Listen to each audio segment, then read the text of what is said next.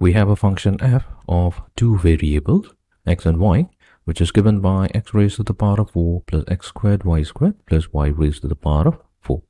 We need to find out the partial derivative of function f with respect to x and its partial derivative with respect to y.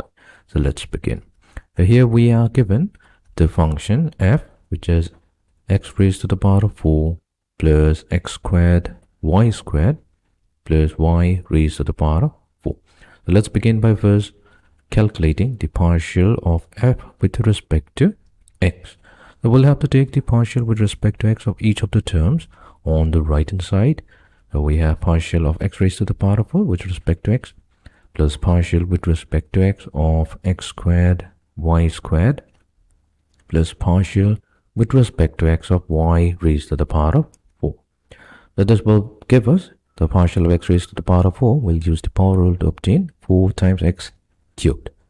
Plus, so here, whenever we're taking the partial derivative with respect to x, y will become a constant. So we have y squared multiplied to partial with respect to x. Let's write it down. With respect to x of x squared. Plus, here we have partial derivative of y raised to the power of 4 with respect to x. So y will be treated as a constant, and this is going to give us 0, which will be 4x cubed plus y squared multiplied to partial of x squared will be 2x. So this is the value of partial derivative of our function f with respect to x. So let's also obtain the value of the partial derivative of f with respect to y, which will be equals to partial with respect to y of x raised to the power of 4 plus x squared, because x will be treated as a constant, so we have pulled it out of the derivative, so this will be multiplied to partial with respect to y of y squared plus partial with respect to y of y raised to the power of 4.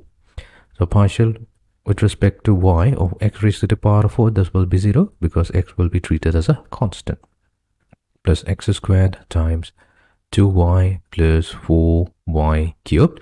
So that means our final answer will be 2 times x squared y plus 4y cubed. So this is going to be the partial derivative of our function f with respect to y.